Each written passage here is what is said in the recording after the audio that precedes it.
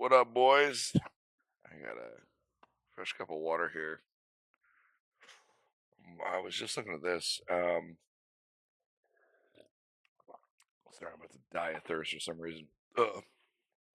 I saw this. I saw this video. I was checking it out, and I was like, I should probably make a video about this. Like, yeah, Bricks and Minifigs. Like, yeah.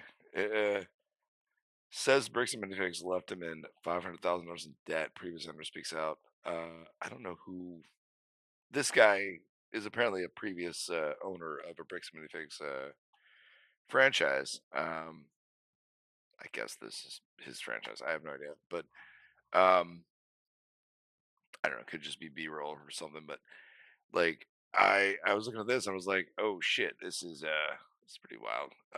So this is another sort of issue with Bricks and Minifigs. A previous franchise owner kind of speaks out and says that they kind of fucked him over. So check this out and see what we got here. What Man Ammon and Bricks and Minifigs are doing is freaking terrible. Like what they did to me, like I never say it's unforgivable, but that's the word I want to use. It like they screwed me. They tried to ruin my life, and Josh and Brandon were a part of that. Because a lot of the guys involved in this reckless Ben situation, you know them, right? Yeah, I know all of them. Actually, this Monday, I just got a phone call from corporate. They were threatening me with a lawsuit about getting involved, and I'm like, you guys already took everything from me. What else can you do? Trust me, Bricks and Minifigs, in my opinion, is freaking thieves in the night. Ooh, literally in the night. They literally flew over at night and closed down my location. And wow, that's so similar to what happened to Crystal Gorman's place in Salem, Oregon, which of course we saw with Reckless Ben. This is Matty Appleseed in the Last Relic. So I guess I don't know who Matty Appleseed is, but the Last Relic is I think the guy right here in the video. So then they left the lease with me, closed down the location, and then the property manager was like, "Hey, you owe us like $500,000 because you still have this many years left." What? Yeah, and I'm like, "What the freak are you guys talking about?" Yeah, imagine having no money. It's kind of crazy because I mean I don't know what their agreement looked like, but obviously Bricks and Minifigs is kind of this. So it's a franchise owner, so it's kind of think like McDonald's, where they are probably buying a property, putting up buildings, or buying into buildings like strip malls, that kind of stuff, and offering people the sort of opportunity to open up a franchise in certain places. So they're more like a real estate business than anything, but they probably lay down some ground rules, but they don't get too far into the actual business side of it. They just are more in it for like the obviously like McDonald's. They're trying to make some money off like the franchise themselves rather than just trying to But everybody thinks of McDonald's as one big thing, but it's more just a bunch of franchises that are owned, or a lot of them are independently owned or owned by some kind of group that buys up stuff, and then McDonald's kind of plays at the top. But yeah.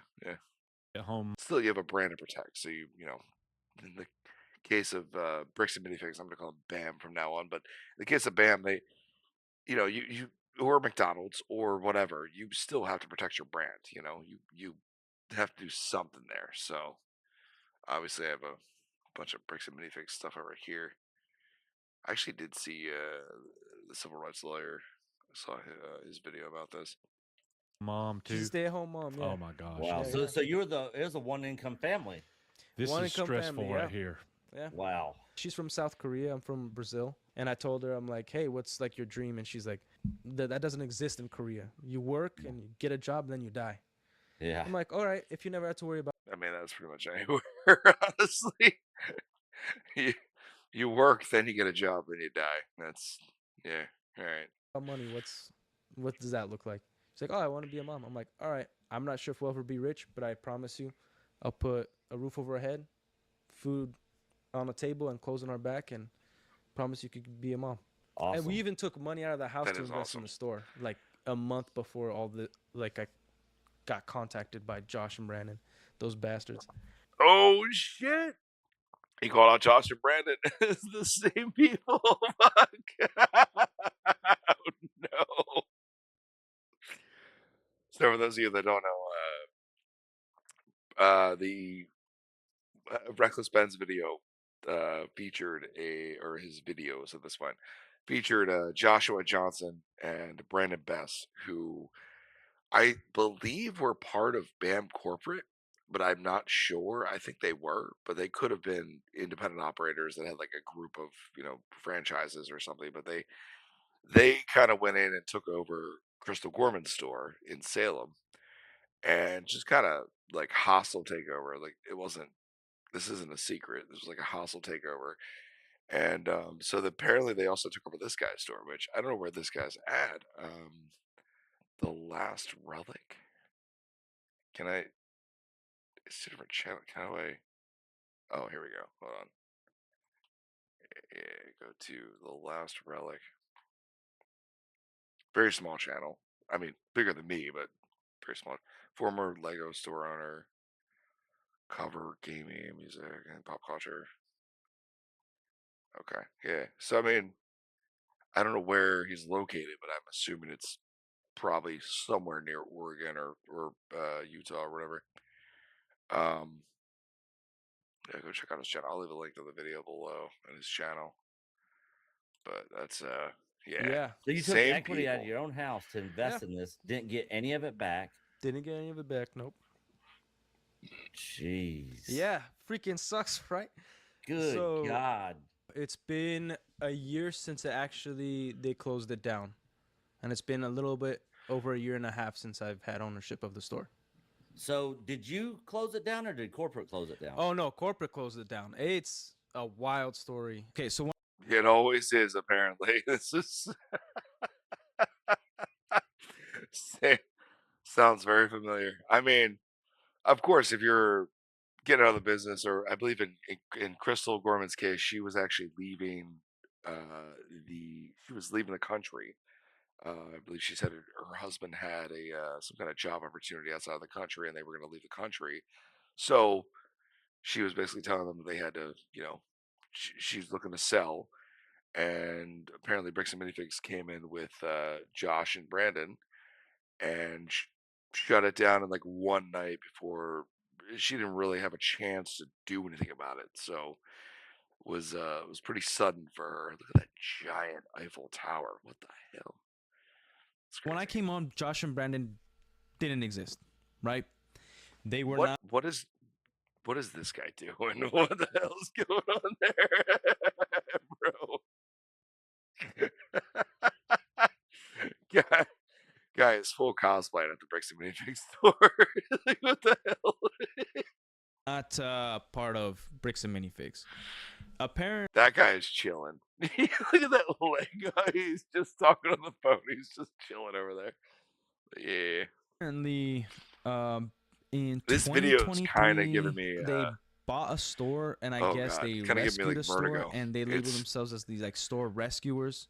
At least store rescuers. Yeah. Well, we know that from the story from Reckless Ben and everything else, we know that Joshua Johnson has some sort of experience in like he has some sort of legal experience in like closing like preventing like legal actions or some shit, which is kind of crazy because he's got a bunch of lawsuits against him. But yeah, that's so they are I guess you'd call them closers. They're people that are going to come in and shut your ass down. Look at all those fucking sets. Holy shit. That's a lot of Star Wars Lego. That's probably more Star Wars Legos than what was left at the Salem location. Fuck. Oh, sorry.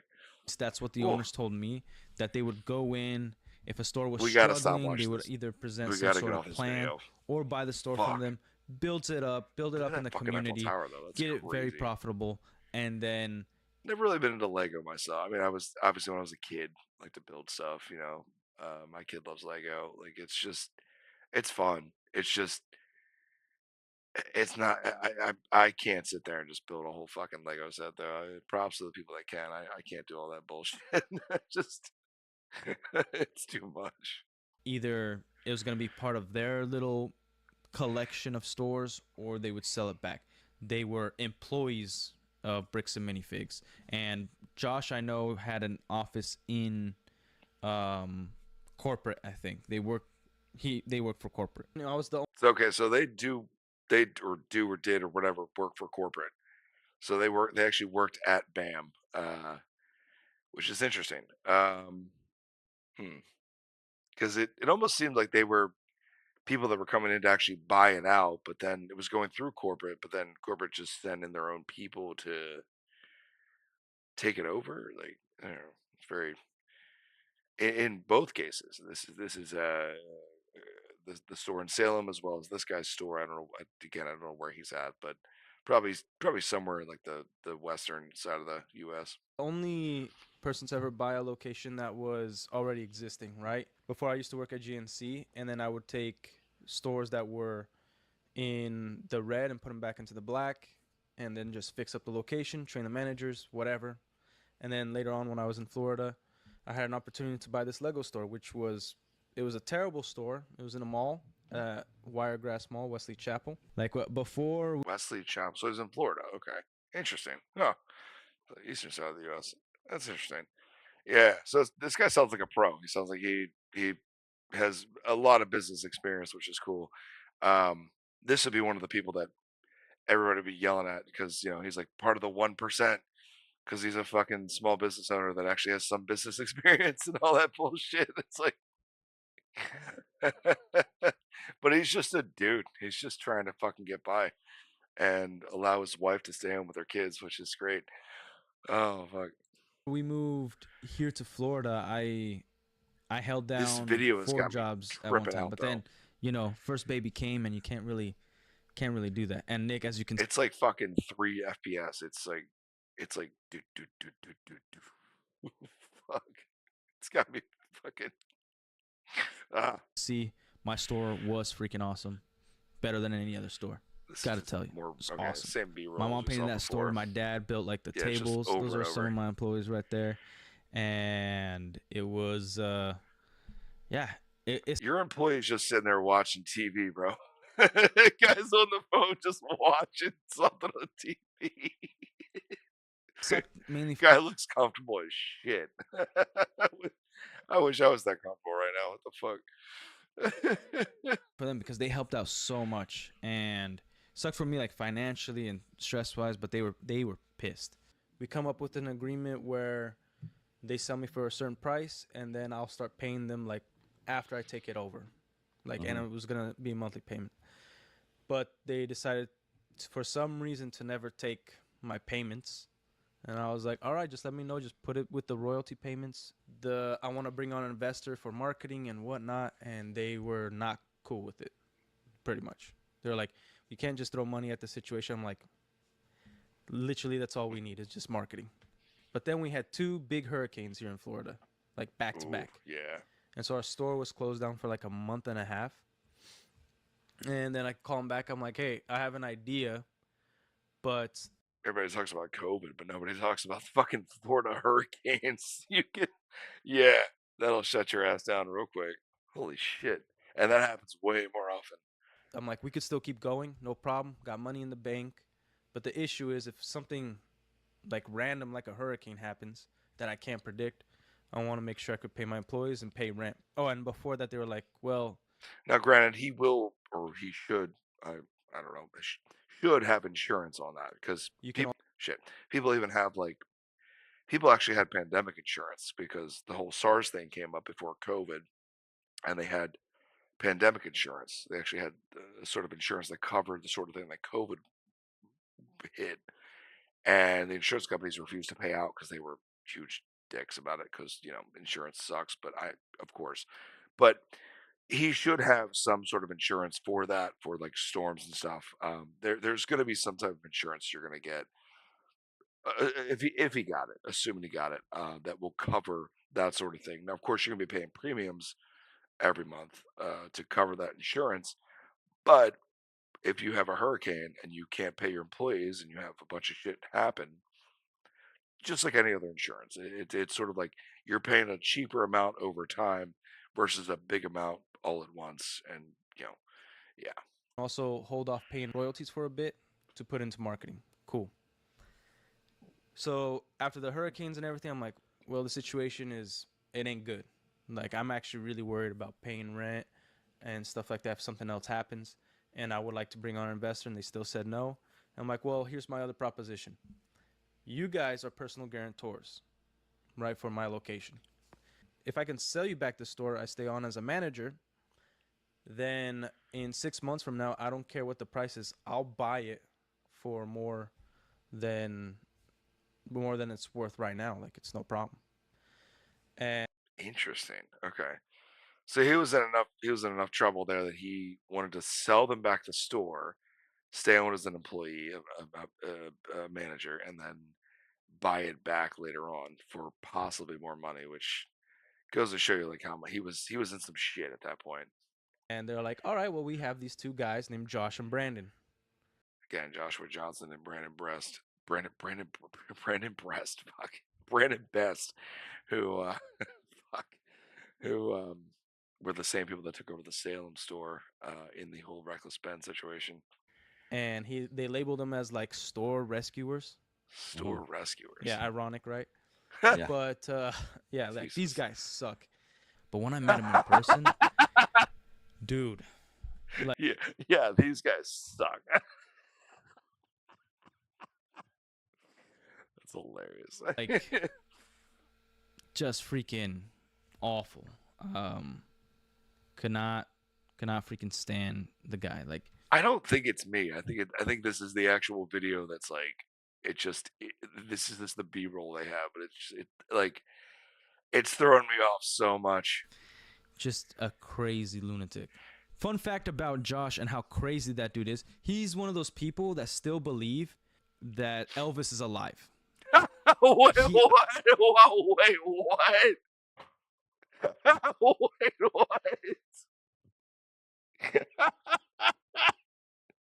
Like, I get if you think that like Jeffrey Epstein is still alive or something, because all these weird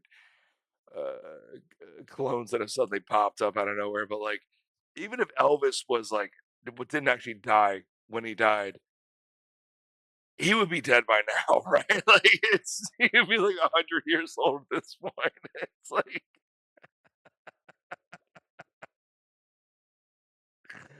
oh shit. Wait, so Josh is the kind of person that still believes Elvis is alive. By the way, that's a great still right there. Sorry, brother, I got you in the worst spot there. It's a derpy derp fucking screenshot there. I'm telling you, this guy is a lunatic. He is insane. And another thing, that's crazy. Every time I left the store, apparently is insane. And another thing, every time I left the store, apparently, so my employees would tell me like, dude, after you left, crazy, Brandon started talking crap about you. And then they would do that with every employee. They would, like, as soon as I left the store, they would talk to the employee and talk up how much I'm terrible at my job or whatever. And that's what my employees told me. Oh, and my employees were awesome. They were like, let's do an inventory thing, and I do the inventory like 4 or 5 times. And then Brandon comes in, and then he's like, I can't talk about certain things until you get a certain letter. And I'm like, all right, I'm waiting a few days, and then I'm like, hey man, I'm kind of feel like I'm being jerked around. Like, what's the sale? Like, what's the inventory count? He's like, oh, it matches your inventory completely. I'm like, okay, that sounds great. I'll get like possibly, I was thinking like 120,000 out of it. I wasn't expecting much. I'm like, that sounds way better than the process they actually put Crystal through, where she, from what we know from the Reckless Ben videos, the fact that Crystal got thrown out of the store pretty early, didn't get to complete the inventory, but her inventory system was, as far as I could tell, just a Excel spreadsheet. Go watch the CoffeeZilla video. Why does that sound so weird? CoffeeZilla. Go watch the CoffeeZilla video about the Reckless Ben situation and the Salem bricks and minifigs. He goes through it in depth and breaks down the numbers, and yeah, it's kind of crazy. But she apparently had a pretty shitty inventory system over there. This guy did his inventory, he said, 4 or 5 times before they finally took over, which is kind of wild. That's a lot of shit to do. Holy shit. Like, I'm not selling you the furniture or any of that stuff because like the goodwill parts of things. So then I get this letter from their lawyers. It's like, we're terminating your contract. This is the amount we're like putting $70,000 in fines on you and all this stuff. What? and it apparently equaled out to my inventory count. And they Oh, of just said like course. you violated paying rent, which I never did. Like I always paid rent on time. You violated paying royalties. I'm like, your accountants agreed on that, and you guys, the owners, agreed on it. And by the way, a lot of people don't know Matt and Ammon, the CEO and the COO, they're the owners as well. So Josh and Oh, Brandon are like tools. I didn't know that. Okay, so wait, Matt and Ammon are the McNeffs. They are apparently they're also the owners because so Ammon is the CEO, Matt is the COO. And generally, those are like people high up in the company. They're like the top people in the company, like right underneath the board of directors, which is going to be run by the shareholders. But if they're also the shareholders, then they're probably also on the board, and then they have their spots in the company and all that. So they're the big dogs. They're up on top. Okay, that's interesting. I did not know that.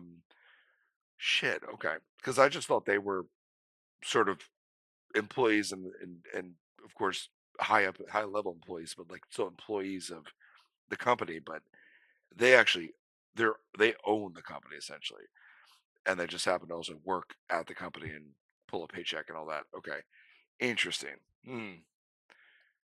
Okay. Basically. Yeah, they're tools, Yeah. like in every sense of the word. Yeah.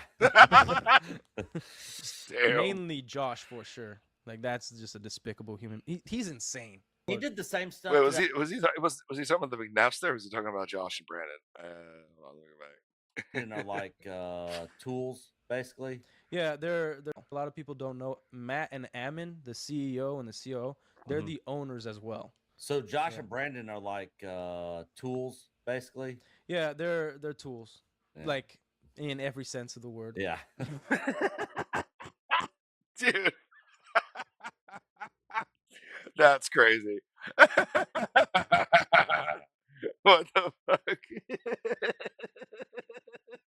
They kind of seem like tools, but that's fucking awesome. Mainly Josh for sure. Like that's just a despicable human. He's insane. He did the same stuff to that lady. Yeah, Josh was the one that Reckless Ben had an issue getting a hold of. He even like sort of was able to get in touch with Brandon Best without too much trouble. Although Brandon was very weird when he came out. If you've seen the video, he comes out of the house, and he's like, just stands there and doesn't say anything, just stares at him. It's like, okay, but he didn't like immediately call the police on him, so they actually were able to like talk and all that sort of, I guess. But Josh was the one that really had an issue with Reckless Ben, and what the hell? So he kicked that lady out of that store. Brandon Best and the U-Haul that never was. What? Oh, interesting. Okay, that's okay. There's another. Plenty of people are making videos about this. I had to make a video about something, but this seemed interesting. I'm not talking about the whole Reckless Ben situation, but this is sort of related. But I figured why not make a video about it. I saw this pop up and I saw a bit of it. I'm just like, oh, this seems interesting. So, but the whole, if you ever see Reckless Ben's video on the situation, I'll link it below. This is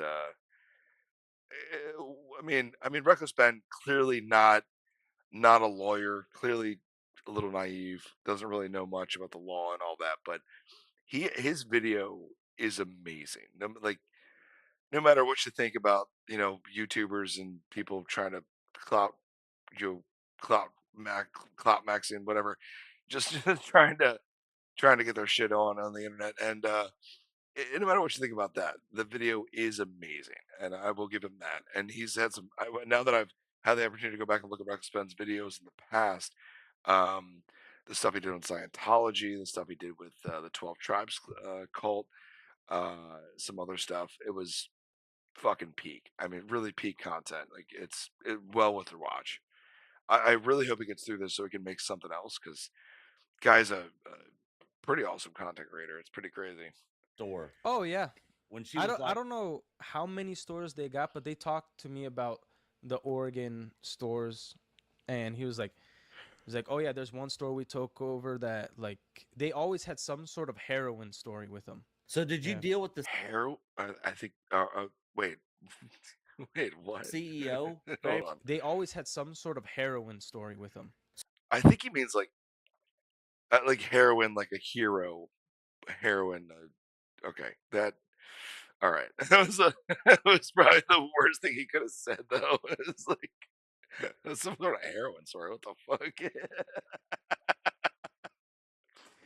Either he meant like hero, or he meant like heroin. HARROWING. Um, the heroin story. Oh fuck. So did you deal with the CEO very much, or was it mainly Josh and Brandon? So when I came on, they had less than 50 stores. Really? Because they have like, how many stores they have now? They have a lot of stores. Hold on. Less than 50 stores. That's like getting into like Starbucks early. Well, Starbucks isn't a franchise, but oh well, okay. This is the whoops. This is not what I was looking for. They don't have their own. Wait. They don't have their own Wikipedia page, but the whole controversy has its own Wikipedia page. That's crazy. What the hell? How many? So they have over 300 franchise locations. Yeah, they got a bunch of stores now. So I thought they had in the thousands, but I guess I was wrong about that. Founded in 2009. I guess they really took off during the pandemic, though. That seems to be when it really popped off. Huh. Okay. Yeah. They like now they have 300. So have you heard these kind of stories happening with other owners and corporate being like this? I heard, but at this point, like while I'm still in there, I'm thinking like, no, these guys are nice guys. Like I know them. Like I even played Halo with these guys. No the owners. way. What? Who? Josh and Brandon? You played Halo with them? That's kind of dope, but like, I can't imagine. They must have been the biggest dicks. Like, I actually, I need that gun. Give me that gun. It's just like, I can't even imagine, dude. This what? Right? Like I thought, like, oh, Imagine if Reckless Ben sat down and played Halo with Josh and Brandon.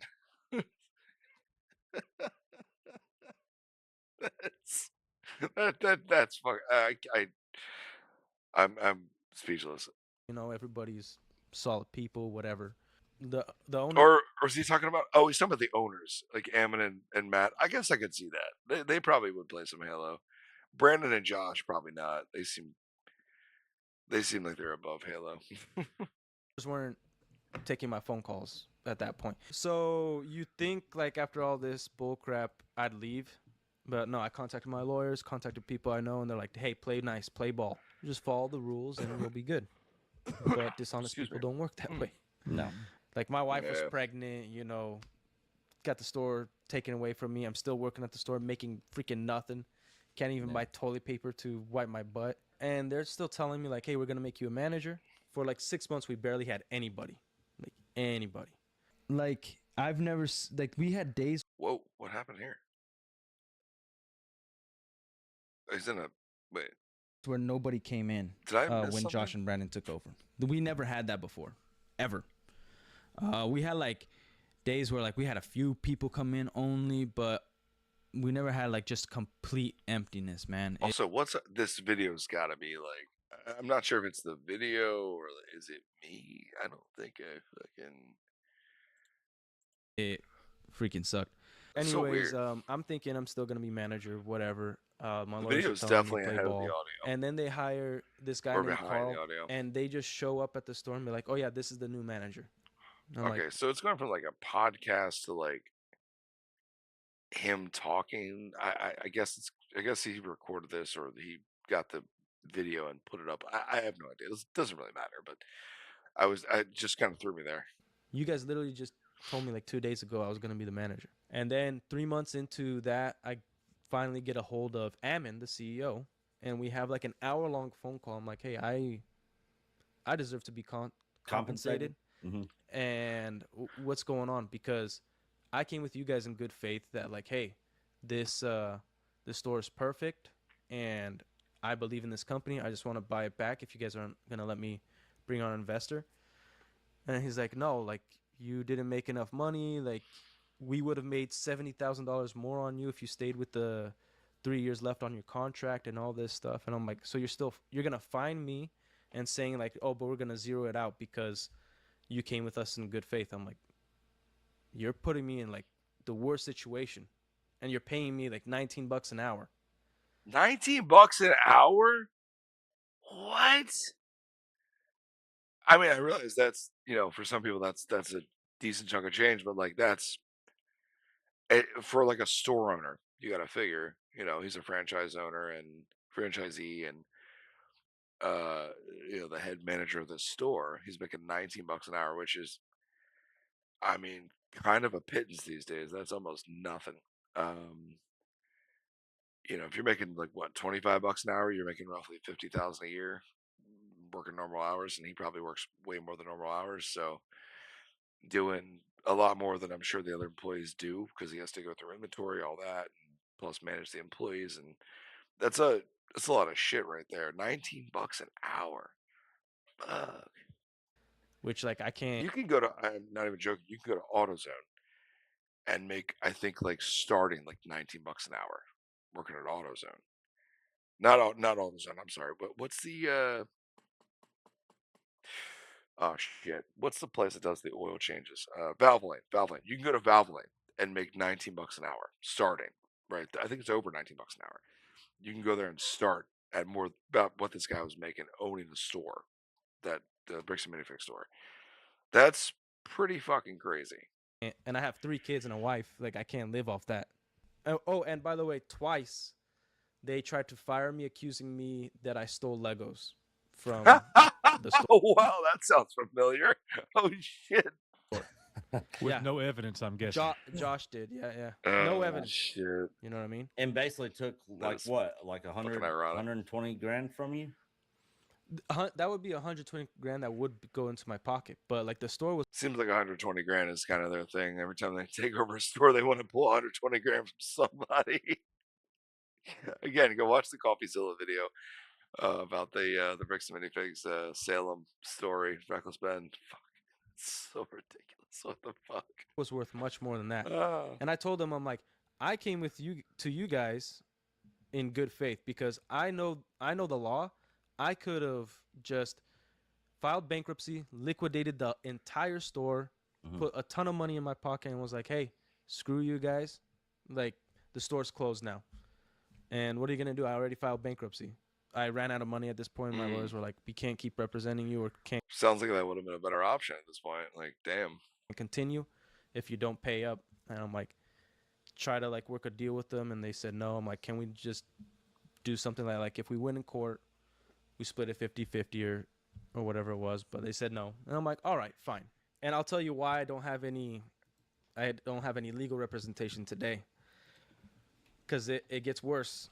Are you glad that Reckless Ben video went viral exposing Bam? Yeah, I'm super happy about it. So it seems like this is him answering questions after this. I'm assuming he posted like the interview that he did on this podcast, and then he's answering like questions and stuff. Okay, that kind of threw me before. I was like, what the fuck is happening right now? I was more happy that they were exposing Josh and Brandon. That's crazy because I mean, I didn't think that Josh and Brandon were like that bad at first. I thought maybe it was corporate. I feel like everybody kind of thinks it's corporate that was really that bad, but I think like Josh and Brandon may have been the worst people involved in the Reckless Ben story. They had a little to do with corporate, a little to do with their own kind of personal thing, and it just sort of, it seems like they were. So that's interesting, but I wonder how they tie into corporate because obviously corporate seems to be sending them out, I think, to take over stores, to do the console takeovers, which is kind of wild. I don't know how they're involved exactly with Bricks and Minifigs. Because those guys, like, they fed me so many lies. Oof. And the things they did to... Swear to God, I swear on everything.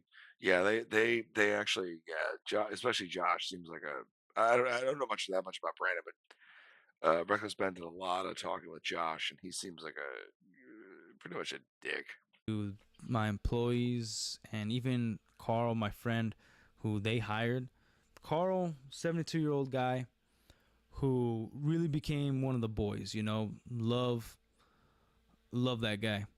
And he was gun-ho. I would give him ideas. We bounce ideas off each other. Like, how do we get people in? You know, maybe we could do like some sort of like event. Maybe we could like see if there's parades going on and then just give out Lego, whatever it is.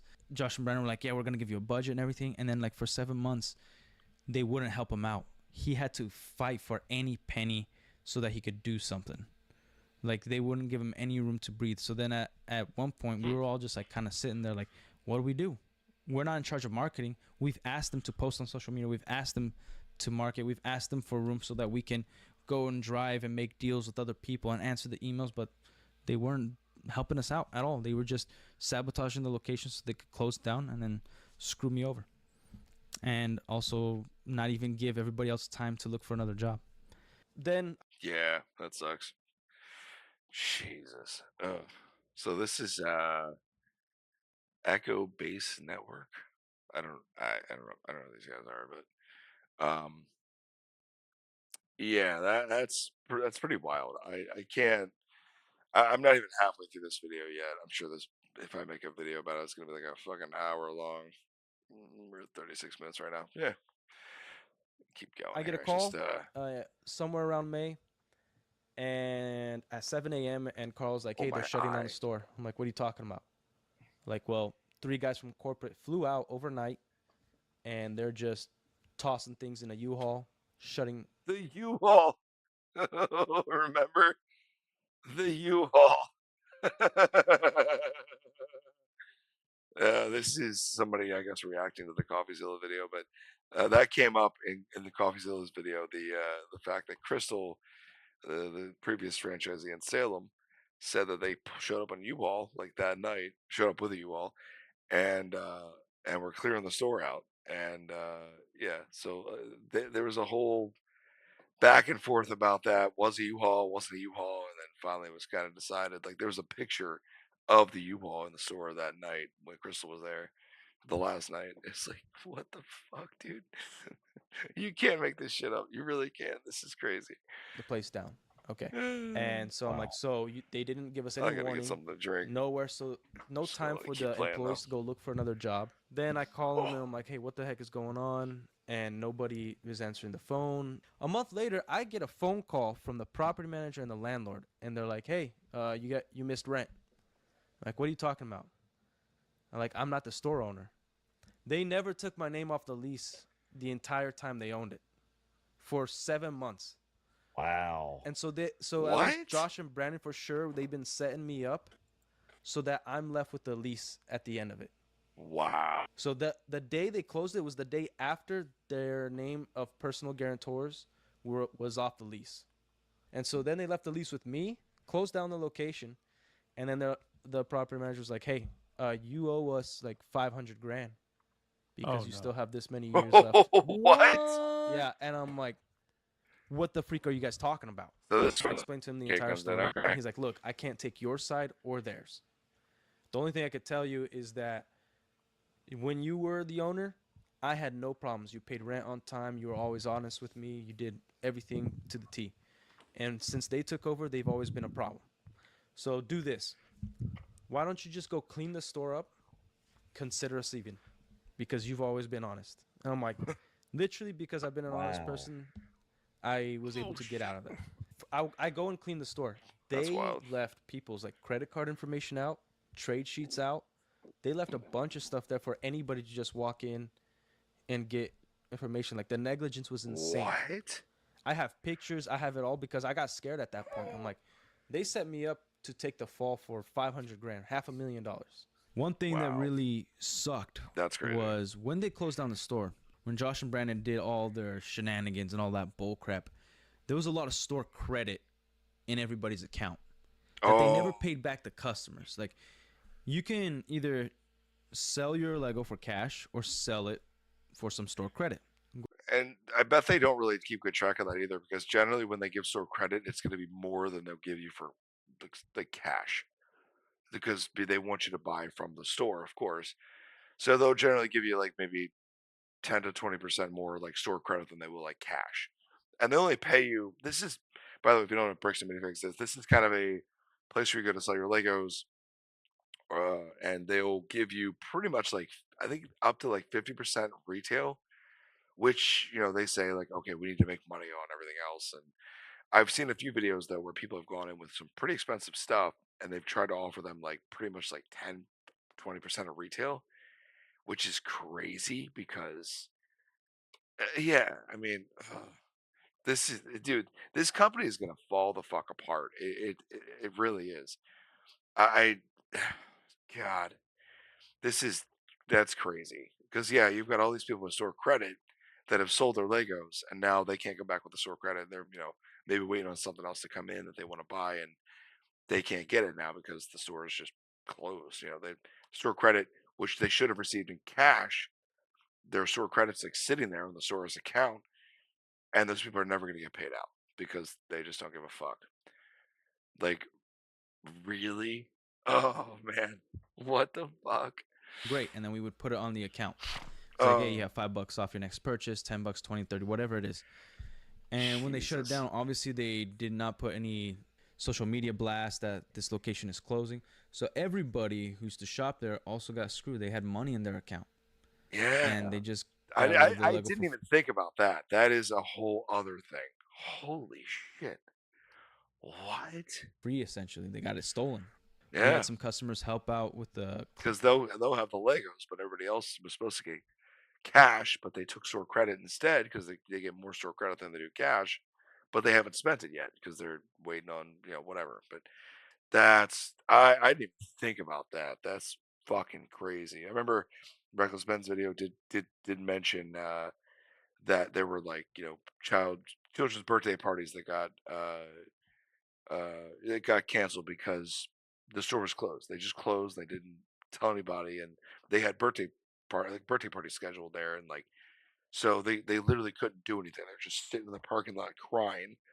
Of course, it's like, what the fuck? I didn't even think about store credit though. That's a whole other thing. Cleaning of the store after they try to screw me, and they asked like, how do I get in contact? And apparently, according to CoffeeZilla's video, they also, at least at the Salem location, they also had layaway. Which, imagine that. Now you've got money, sort of a down payment on a layaway item, and now the store just closes. Where's your 10, 20% that you put down on layaway? Like, that's a mess. To get my store credit or get some money back, I'm like, oh, you're supposed to call corporate. Every time they called, they never got a response, or nothing ever was sufficient, or whatever it was. Sounds about right. So then I contacted new lawyers. Like, they're helping me out. I'm like, I have no money, so like, it's like, oh, until you get like, save up some certain amount of money, then we can officially represent you, but we can work on your... Literally November of last year, less than a year ago, I get a message from the law firm, and they said there's now a conflict of interest, meaning that Bricks and Minifigs hired somebody within the law firm, so now they can't represent me. I don't know if that was intentional. I'm not assuming nothing, but it doesn't look freaking good. What a coincidence. What a freaking coincidence. The lawyer was a nice guy. He was a shark, but he was a nice guy. He was like, hey, look, I can send you over to some other law firm, recommend you go with them. I'm like, well, I know your guys' law firm, and you guys pretty much don't lose. And I told him, like, sorry, like, guys, like, this was, thank you for reaching out, but this was my last hope. So, like, I couldn't even take the stress anymore. I was kind of broken. Like, I was like, I'm not going to go after no more. I'm going to try to move on. And it sucks that it went this way, but I'm going to keep all the evidence on my phone, my emails, all that stuff, just in case one day if they come after me, because they tried destroying my life for no reason. That's crazy that you have to, like, because, like, obviously, like, if you're out of it now, like, now you have to worry about them coming after you again because of, some other bullshit. Like, wow. Never did anything to them. Like, literally nothing. I never tried to hurt them, nothing. This Monday, I just got a phone call from corporate. They were threatening me with a lawsuit. What? Being involved, and I'm like, you guys are... Dude, they are so fucking litigious. It's fucking crazy. What the fuck? Bricks and Minifigs, what are you doing over there? Damn, Mormons, calm the hell down over there. Fuck. Already took everything from me. What else can you do? Right. I talked to, I won't say who I talked to, but I talked to one of them. Somebody corporate. It was either the CFO or the COO. So either Ammon or Matt, one of the McNeffs. And I told them, like, you try to leave me like 500 grand in debt. I'm like, I don't care if you thought I was a bad businessman, a bad store owner. I came with you in good faith. I left a perfect store for you, and you did everything that you guys did, you did to me. Because this person said, I consider you a friend. I'm like, your friends must suck. Oh, no.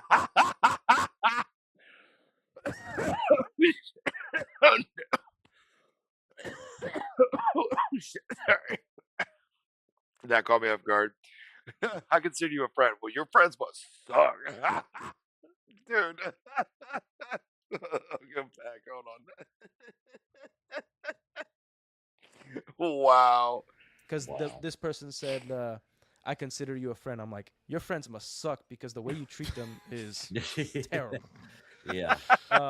I've never had a friend try to leave me 500 grand in debt. I'll tell you that. Yeah, right. You're one of the owners of the company. If you don't know that, that's even worse. Yeah. Because that pissed me off. Well, yeah, he's definitely going to have a franchise agreement. Just responding to this little comment at the bottom. Of course, he's going to have a franchise agreement, but I'm sure the franchise agreement doesn't cover everything. And if he wanted to fucking dispute something, he'd either have to take him to court, or there may be a what do you call it? Like a arbitration clause type thing where you have to go to arbitration. It's sort of like a private sort of thing outside of court. But yeah, that's like, I don't care, and I can't even trust you to say that you know or you didn't know.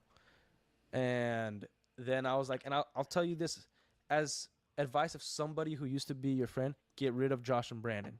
Like, Josh and Brandon did all this stuff to me, and whether Matt and Ammon knew, or which I doubt, like, means nothing to me, because like, you guys didn't defend me either. You can hate Ammon and Matt all you want, the McNeffs. You can hate them all you want, but I think that the real villains in this story are Josh and Brandon. Apparently, no one likes them. That's crazy. And then on Tuesday, I'm not saying it was because of me, like, definitely because of them and their actions. But Tuesday, like, they gave me a call and I'm like, hey, we're no longer working with Josh and Brandon. I'm like, oh, cool. Why you really? Did they cut ties with Josh and Brandon then? Interesting. Calling me. They're like, oh, I just thought you would like to know. And they kept asking me, is there anything we can do to, like, make this up to you or whatever? I'm like, send me a check of 500 grand. If you had a GoFundMe and were able to raise funds to reopen a case, is there anything we can do? Yeah, I'm $500,000 in debt thanks to you. Please send me a check. Like, what? That's wild. Against the evil twins and the villain, would you? I can't imagine the emotional toll of all this. I don't think I would, honestly. I think it all depends on how this pans out, because the reason I wouldn't is because I have a family to think about, man. What was the case again? If you had a GoFundMe and were able to raise funds to reopen a case against the evil twins and the villain, would you? I can't. The evil twins and the villain. What the fuck? Imagine the emotional toll. I don't even know if they're twins. Well, they might be, I guess. What is it? Fraternal twins or whatever. But it's the brothers, yeah. Of all this, I don't think I would, honestly. I throw in case the FBI is involved, like, that's 15 to 20 years in jail. Somebody out, they would do in their pocket. I don't know what. I can't sit around it. When it comes to me, I think I could take the punches. Fair enough. We're not what you can prove. Like, you could be the most honest person ever, and again, like, sorry, I skipped ahead. Jesus was the most perfect person, and he was crucified. Oh shit! Oh shit! That's a crazy analogy. What? That's a no matter what you think of, like, whatever religious you are, like, whatever, like, you could. I don't care. It's just, that's a crazy analogy that he just gave. What? Let's say that again. You could be the most honest person ever, and again, like Jesus was the most perfect person, and he was crucified. Oh, damn! That's a crazy analogy. Holy shit! That's wild, dude. I don't care what you believe. That is a great fucking analogy. Holy shit! And I think that's the first story that like life isn't necessarily fair, and yeah, the legal system fair. Is never going to be perfect. Yep, and it could hurt a lot of innocent people. Absolutely.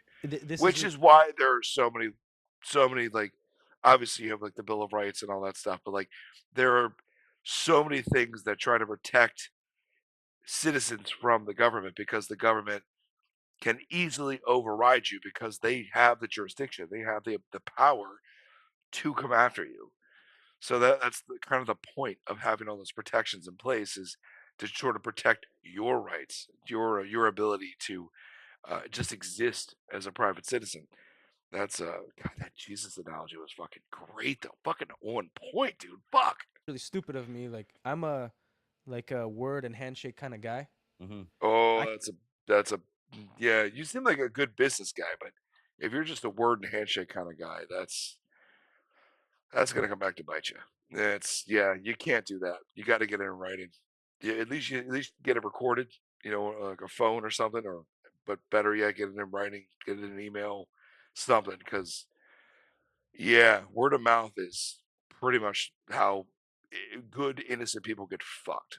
That's oh boy. I can't put my family through a whole legal thing.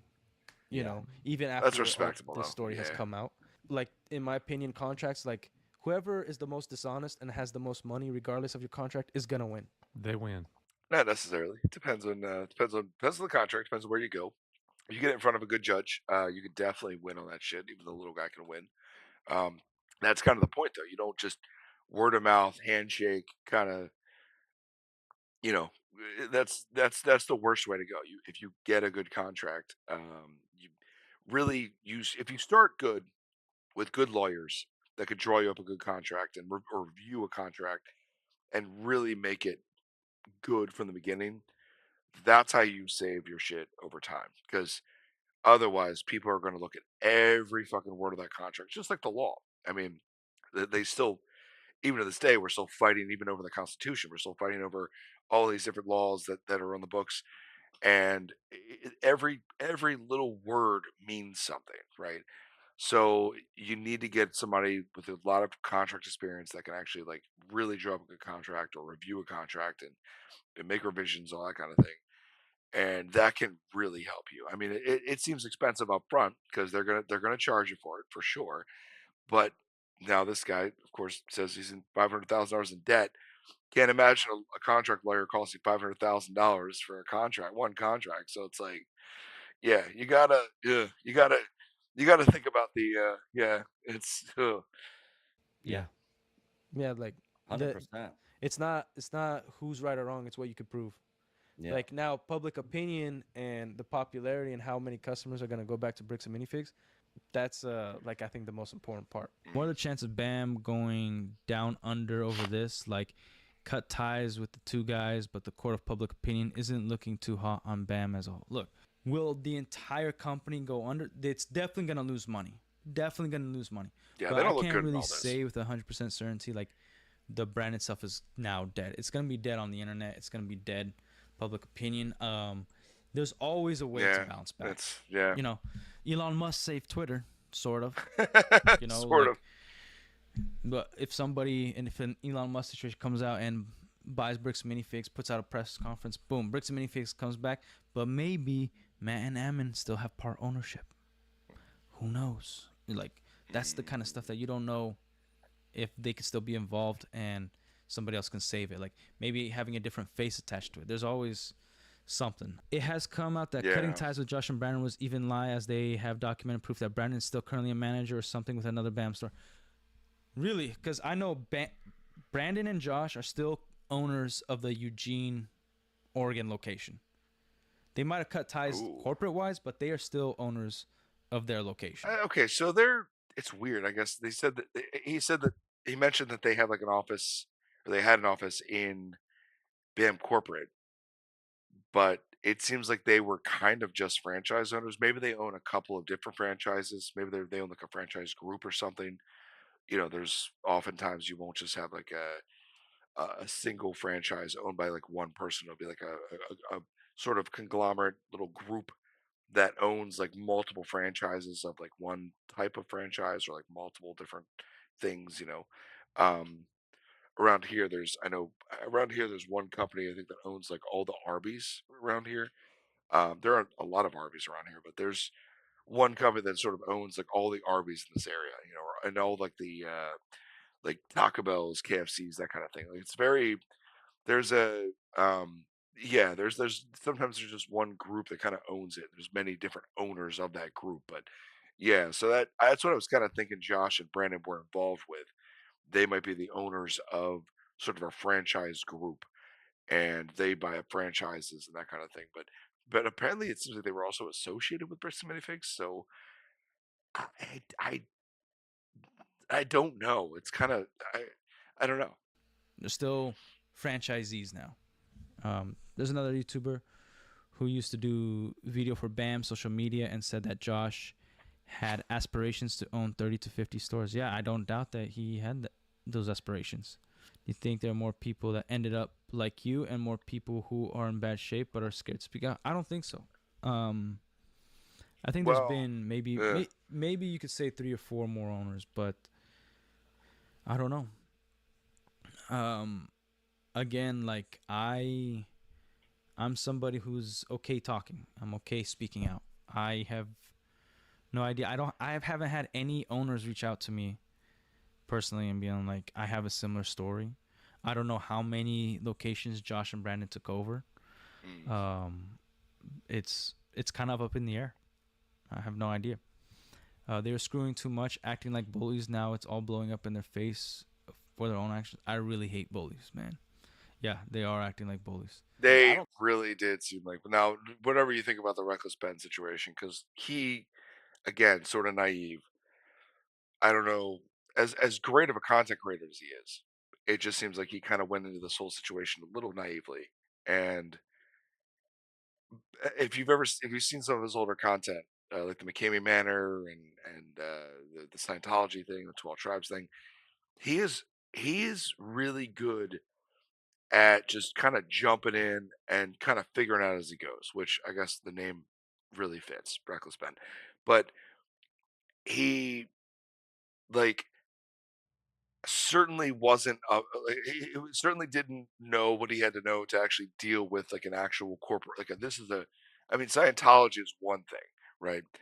A cult is another thing, and McCamey Manor, that's like one weird old guy living in Tennessee. But Brixie Minifigs is clearly a corporation. You have to kind of know what you're doing when you get into that kind of bullshit. And yeah, I mean they're definitely they're not fucking around, right? So they have a team of lawyers, and it's some serious shit. I don't think Bricks and Minifigs really hate bullies, man. Yeah, they are acting like bullies. I don't think Bricks and Minifigs recovers unless that CEO. I think the Bricks and Minifigs need to go after Josh and Brandon. Yeah, you're losing so much money from this backlash. I actually told somebody over the phone, I'm like, do you guys self a favor? Tell Ammon to stop doing live streams because he comes off like a dick every time. He literally needs to step down if he wants to save that company.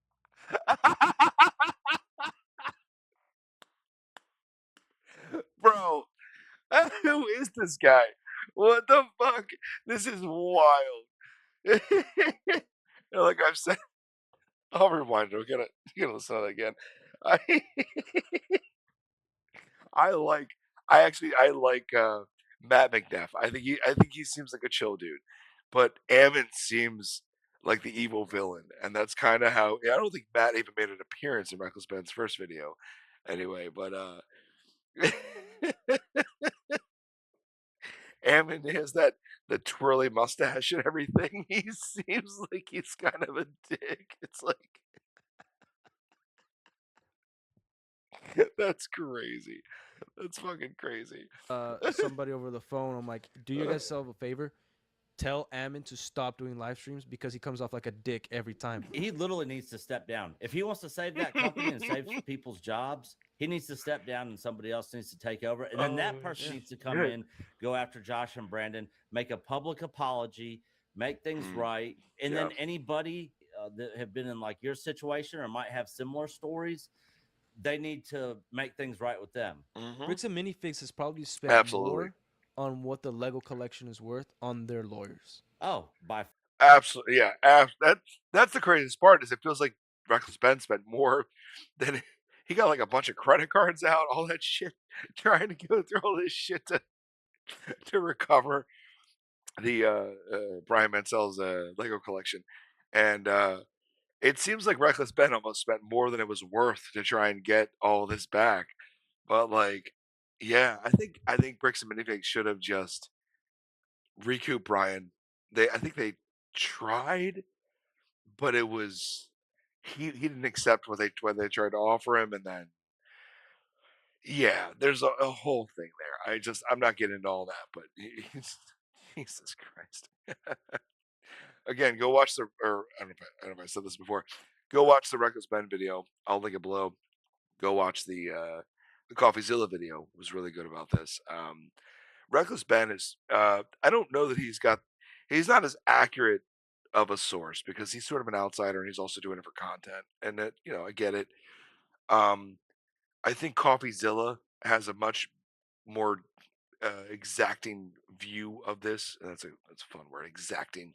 A much more detailed view of what's going on here, and try to talk to all the sources and did it a little more professionally. And I will give CoffeeZilla a lot of credit there because he's a very professional guy who will go into stuff and really dig deep and try and dig up the dirt. But like he's not trying to be Reckless Ben. So, but if you're looking for a laugh, Reckless Ben's video is really good. So,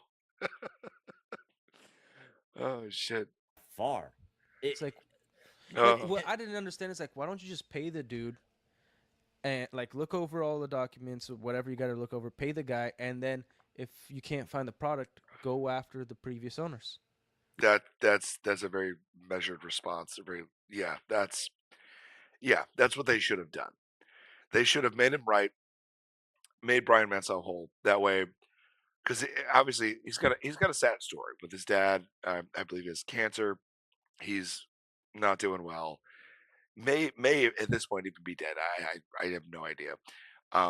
But the whole concept of having Reckless Ben come in is then Reckless Ben is going to kind of stir some shit up, and that's not going to make you look good for sure, right? Because it just he doesn't make anyone look good for sure, and it was not looking great. But yeah, I think I don't know how much Crystal Gorman had to do with it because her inventory was shit apparently. Um, and then of course you had Josh and Brandon come in and take over the store, and they just didn't give a fuck, right? They just they made it way worse. So I feel like you probably should have just made Brian Mansell whole.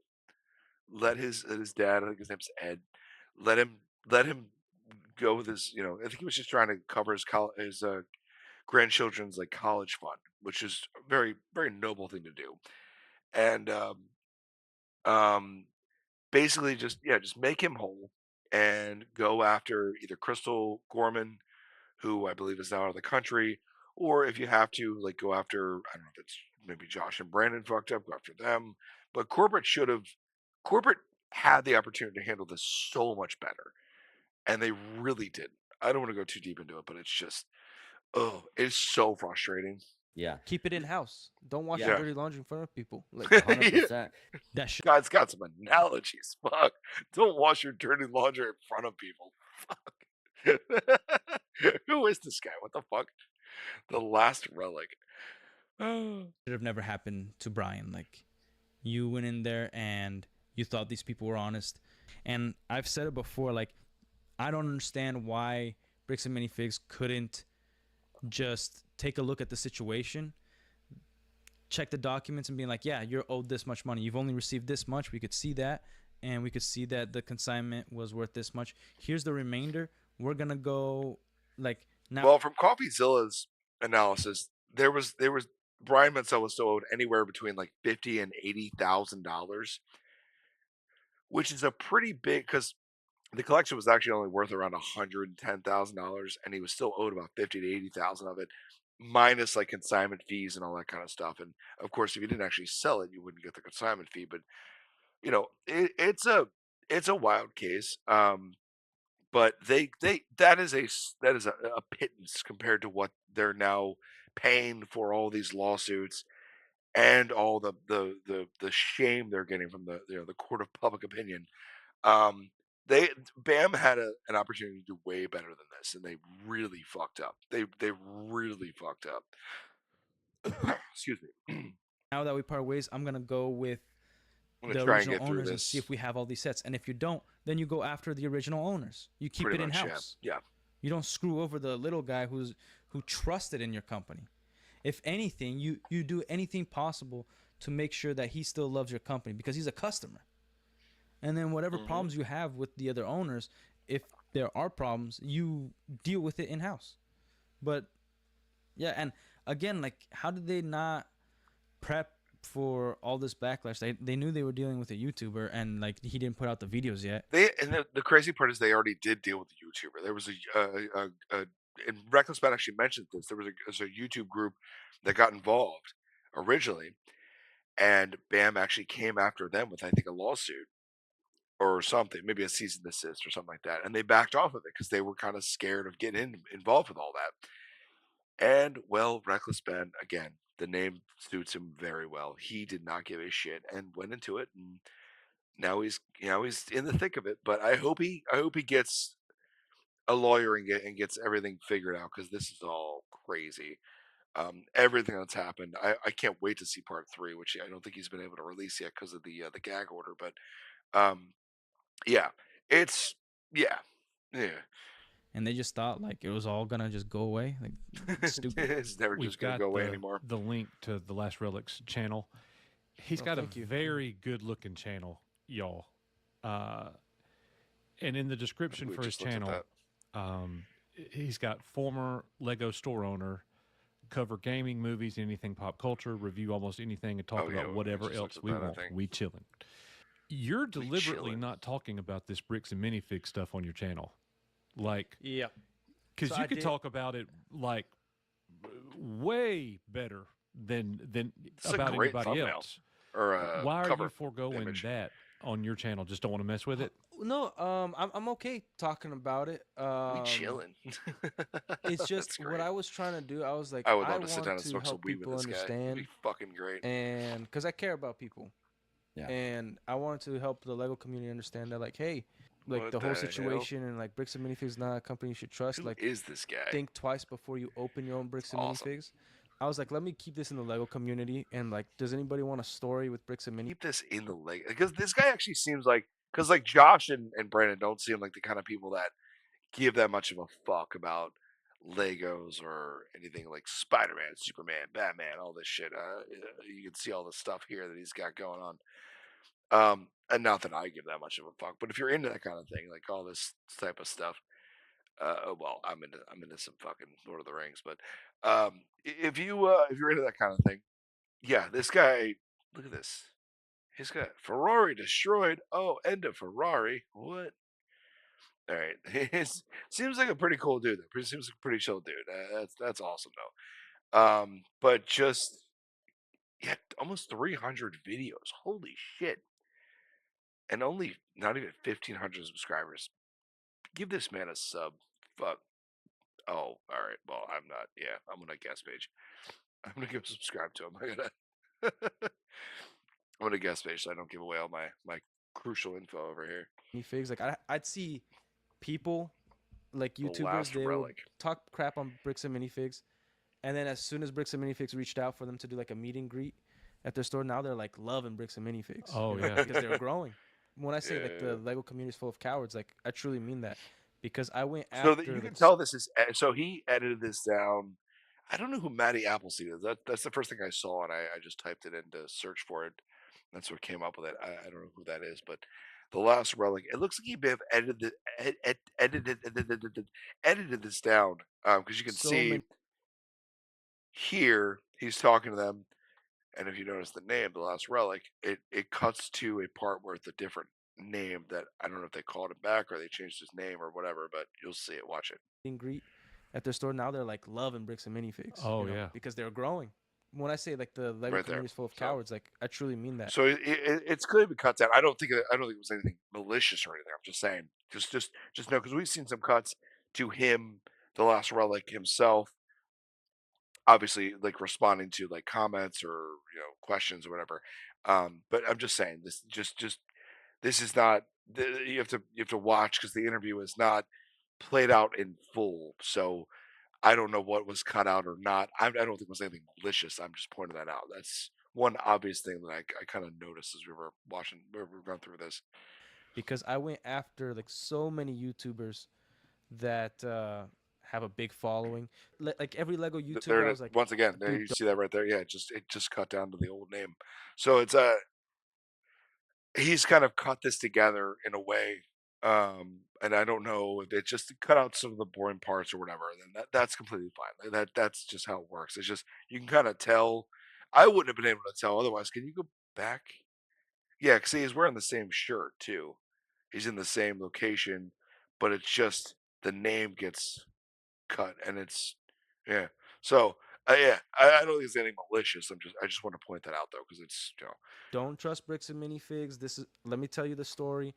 They would like either never reach out to me or never reach it back out, or they would send me an email like, "Hey, look, I'm trying to do something." This is quite the lore drop.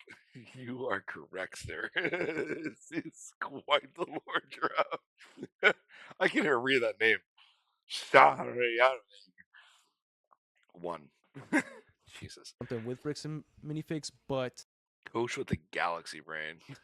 I can't have you like talking crap on the stores or the brand and whatnot. Like I want to keep everything positive. I'm like, trust me, Bricks and Minifigs. This is quite the lore drop though. That guy is absolutely spot on. Like thieves in the night. Literally in the night. They literally flew over at night. Yeah, closed down. That's crazy. You guys are actually the first ones to offer to hear me out and give me a little platform to speak on it. So like, I thank you for that. That's cool. Oh yeah. Because like I just commented on a video. I'm like, yeah, dude. Like when they took this has almost 40,000 views at this point. And then I think it was you, Nick, that messaged, and I was like, dude, that's crazy. I am down. Like, let's do this. Yeah, like, I saw it and I was like, it's a holy scam shit. corporation. I'm pretty sure I've seen this comment on every video about this. I'm fascinated by this story.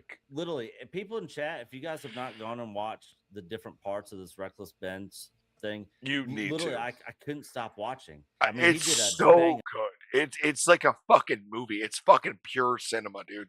It is so good. I think I actually watched the Asmongold video that featured it because I didn't know who the fuck Reckless Ben was, and I was like, I don't really care. But then I saw Asmongold, and his video was titled like the best video of the year, and I'm just like, what? And it was the video that had popped up my feed, and I'm just like, oh, all right. And I watched his version of it, and the original video is about an hour and a half long. Asmongold's is about, I think it's like an hour and 50 minutes long. So we only had like 20 minutes of words to actually add to it. And he just watched it. It was in full. It was so fucking good. I think Ben's also actually had an issue with his video as well. Go to Reckless Ben, give him a sub. He had an issue with his video where he tried to edit out people's faces because he had complaints that people's faces were in it and they didn't want their faces in it and that kind of thing. And he tried to edit it, and YouTube fucked him on it. YouTube came back and like blocked like half the video, like half the screen on the video. So you couldn't see anything really going on in the video, which is crazy. But it was like a YouTube editing problem. He tried to contact YouTube about it. YouTube said, "Well, we don't allow you to undo that once you change it." And he said they basically told him he'd have to re-upload the video, and he said, "Well, I don't want to do that because the original video was doing so well, and I don't want to lose everybody's views and comments on that stuff." So, and they basically said, "Yeah, there's not much we can do." So, pretty shitty. If you need to watch the full video, I don't know if there's another full upload. Definitely go watch like the Asmongold video because he doesn't add a lot to it, but his reactions are pretty hilarious to it. It's just, it's a wild ass video though. Oh my god. Up job on this video, and it pulled. And also go subscribe to Reckless Ben and watch his older shit.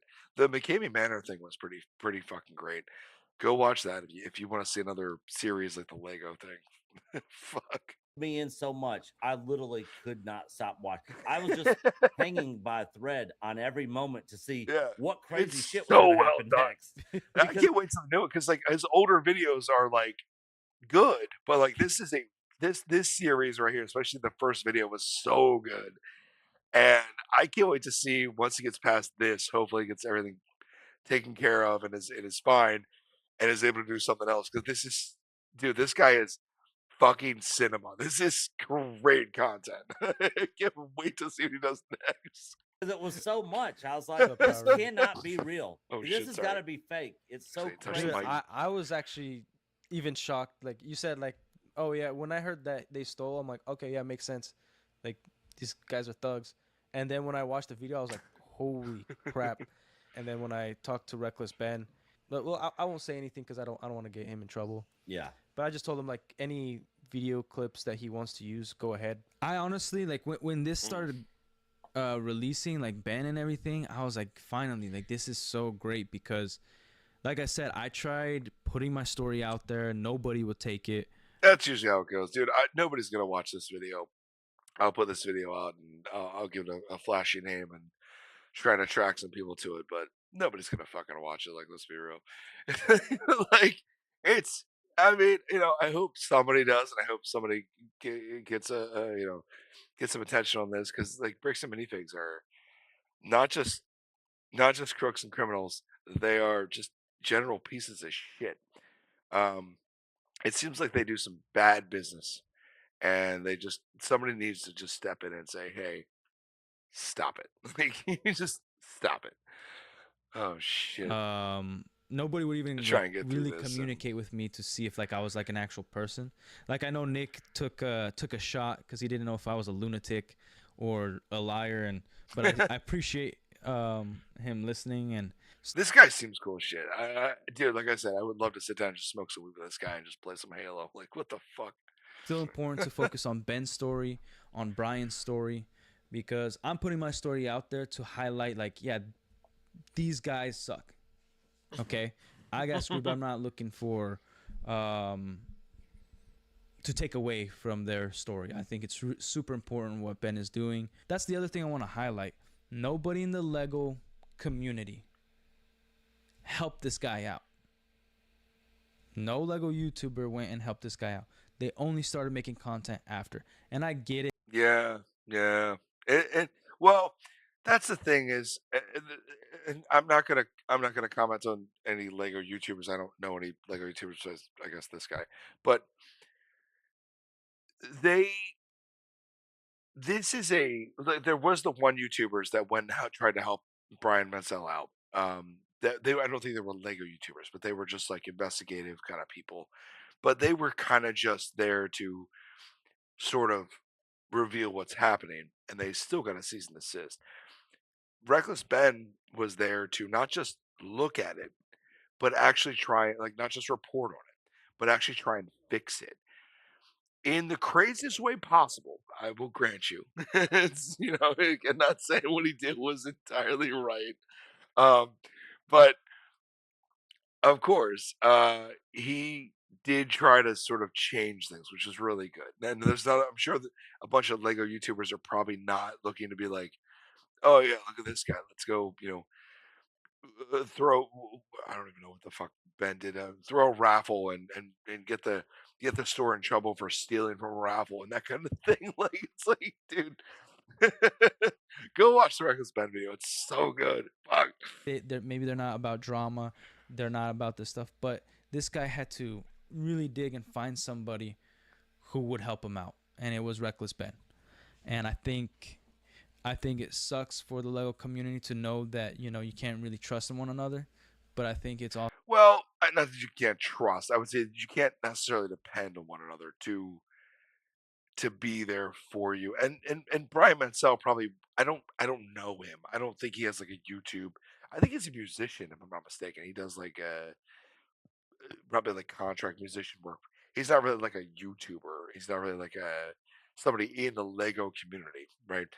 They just happened to buy into Legos, and this is what they got into was the Star Wars Legos, and then his dad did, and then his dad got him into it, and then now he's trying to sort of dump it. And it's not really, I don't think a person that's like really in the Lego community, but he's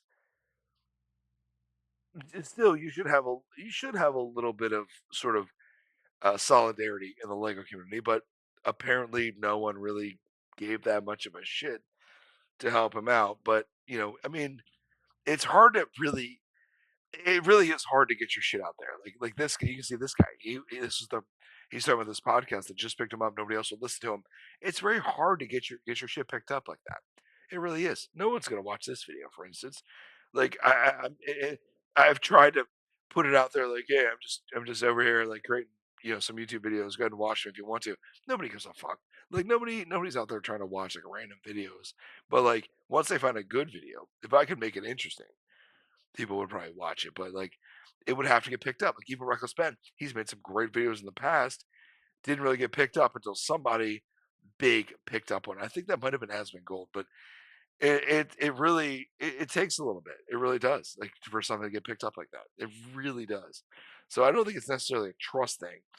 More of a there's really not a you can't depend on people. You can't depend for them to actually like be there to try and help you out because they're doing their own thing. They're living their life. I mean, you can't blame them for that. So yeah, awesome that there was a guy out there that was able to almost done with this video to put the story out, and I commend Brian and Ben, regardless of the outcome. It is very brave what they are doing, and they should be applauded for that.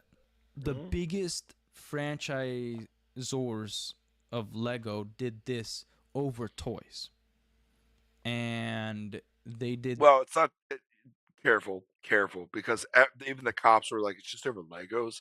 This is all about Legos. It's not just over toys. This is over money, right? Those toys are worth money."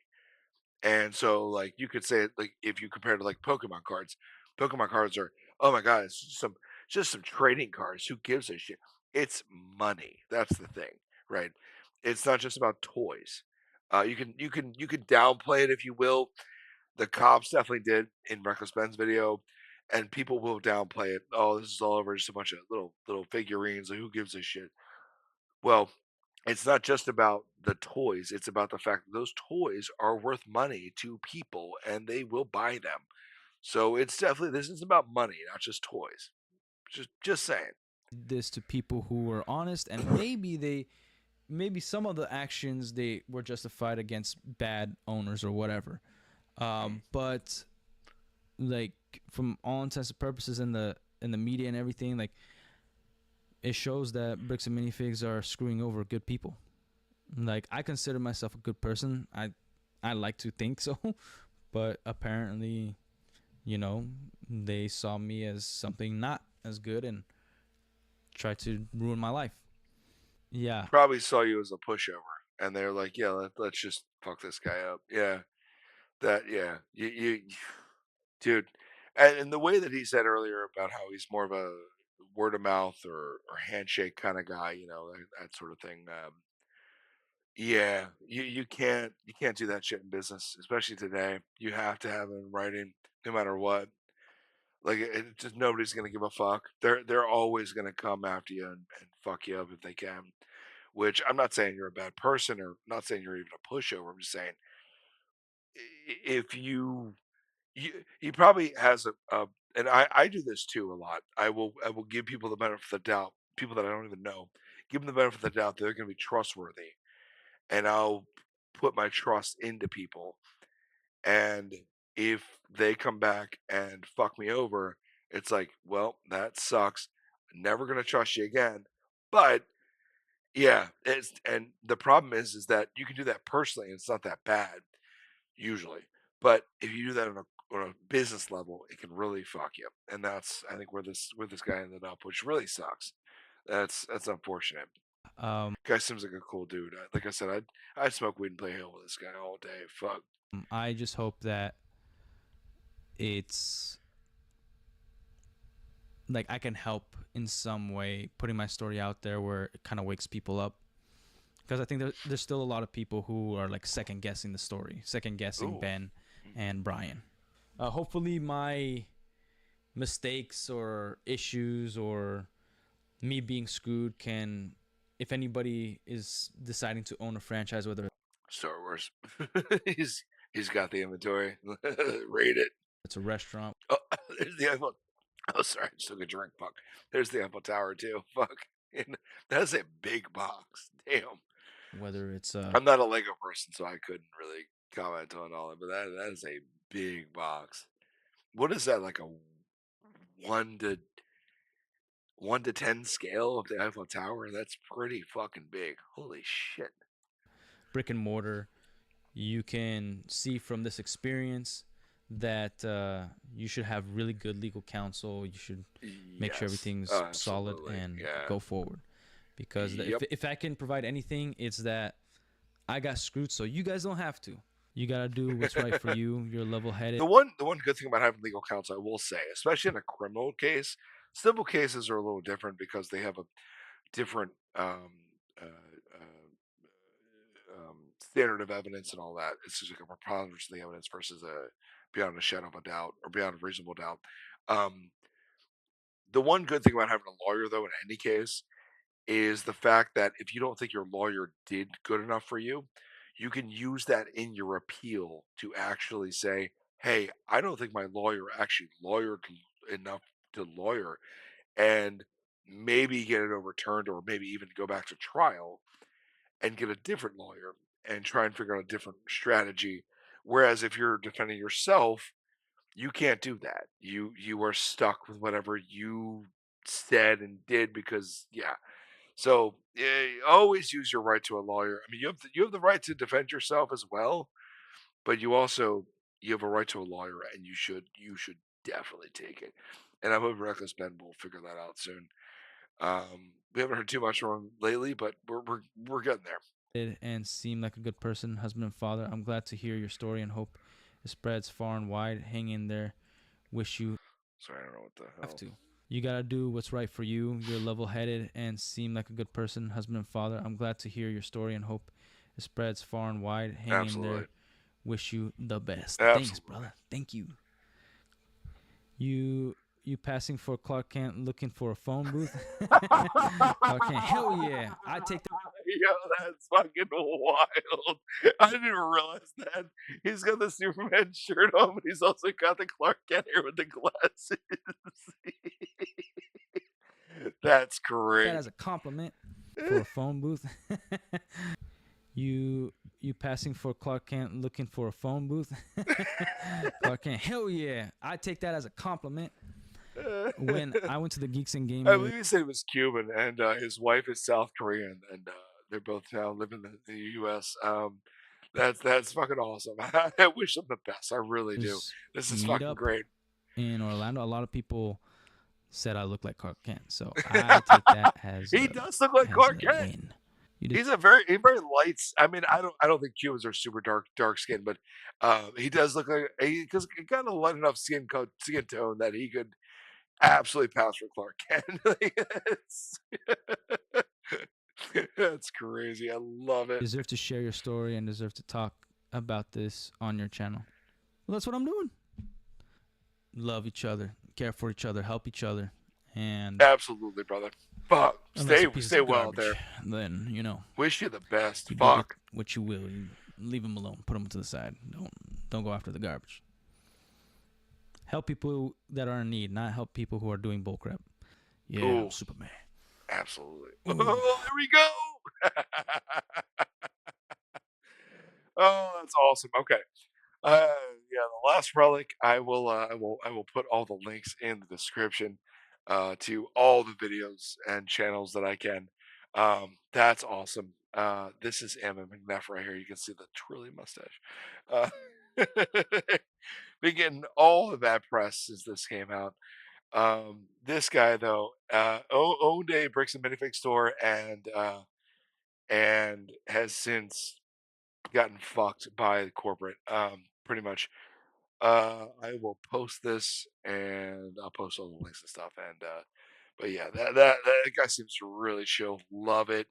Um, I don't know what else I can say about it, but absolutely, I hope he does well. I hope his family does well. That's fucking awesome. Anyway, like, subscribe, comment. I don't know all the things, all the YouTubey things. Who gives a shit?